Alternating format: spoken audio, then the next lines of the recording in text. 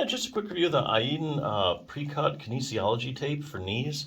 Kinesiology tape, or KT tape is what a lot of people call it for short. So this is made specifically for people that are having some kind of knee problem or having knee pain. And the idea is that you put the tape on and it supports the joint and the surrounding soft tissues like the muscles. And that way your knee has a chance to rest, recover, and doesn't get so overstressed as you do things. So a few points about this particular tape. It's made of 95% cotton, which is good because cotton agrees with most people's skin. It does have 5% spandex in it, so it also does stretch as well, which is probably good because you wouldn't want to put regular tape on like duct tape because that won't really flex with your knee. Now you don't want anything that's super flexible either, because what's the point? It's not going to support your knee if it's super flexible, but a little bit of give is actually good, so that way you can go ahead and move your knee a certain amount. It is waterproof, so know that. So if you're going to go swimming, if you have knee pain, you can go ahead and put it on. Sweat-proof as well. Like I said, the flexibility property is really good too. So yeah, other things you can do for your knee besides putting on tape, just a few other ideas for you. Bulletproof your knee is where I'm getting this from. If you have any kind of a knee problem, make sure that you're strengthening your quadriceps muscle, at least one exercise. I'll tell you why. Quadriceps is a big muscle on the top of your leg here. Here's your kneecap or your patella for reference. This is the big stabilizing muscle of your knee joint. It's made up of 4 individual muscles, but collectively it's called the quadriceps or the quads.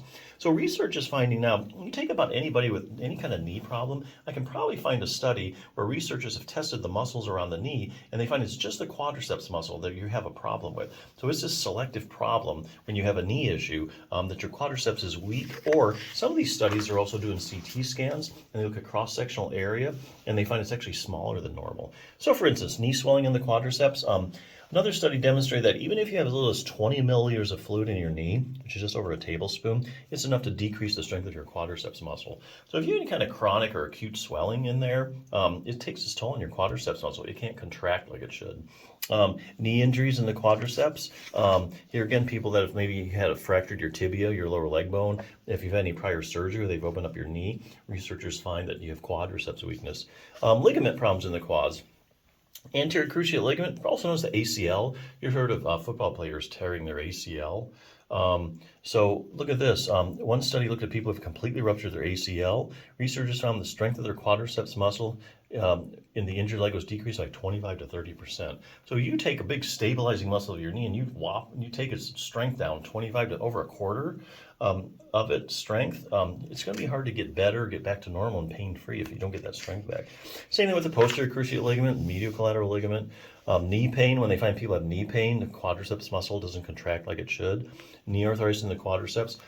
So that's a good one. So if you take a bunch of people with knee arthritis, or let's say just Google knee arthritis and quadriceps strength, and you'll find just practically every study shows the same thing. People with knee arthritis have weak quads. Like their hamstrings are fine. It's just their quadriceps muscle has a lot of weakness.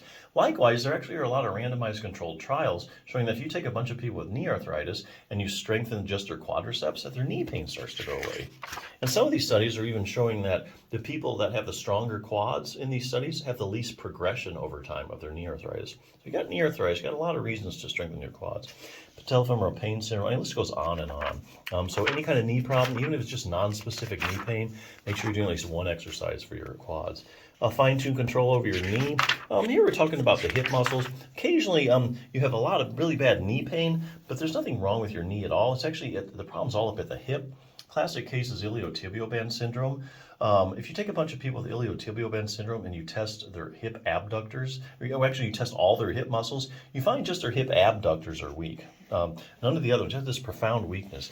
And it helps keep your pelvis level every time you take a step, and your hip abductors also bring your leg out to the side. So here again, randomized controlled trials showing if you take people with iliotibial band syndrome and you strengthen just their hip abductors, that the iliotibial band syndrome starts to go away. So that's interesting. Of course, you want to keep your knee flexible. We all know your knee bends and straightens. A lot of people don't know is your knee actually rotates. About the last 10 to 15 degrees of you straightening your leg out, it actually rotates laterally or out to the side. Here's a little test to see if you have that accessory motion. So that's something you can stretch out if you know what stretches to do. And probably the last thing you can consider doing to get your knee fully functional, increasing dynamic knee stability. Here then they're talking about proprioception. So proprioception is your position sense. So like if I suddenly turn off the lights, you'd probably be able to tell me whether your knee is bent or straight. And that's because you have these receptors in your joint around your knee and the muscles around your knee, and they give your brain constant feedback as to where your knee is in space. What researchers are doing now, they're going out to different patients with different knee problems, and they're testing their proprioception. They're finding it's decreased. It's not really what it should be. Now, it's not like they don't know where their knee is or anything, because that'd be a true neurological issue. There are some cases like that, but basically they're just finding it's just not up to normal. So that's something that you need to get back to normal. Have a fully functioning knee. But hey, nothing's as quick as putting on a little extra tape here. Give your knee some support. A lot of people put it on, say their knee feels a lot better. So there you go. Check it out.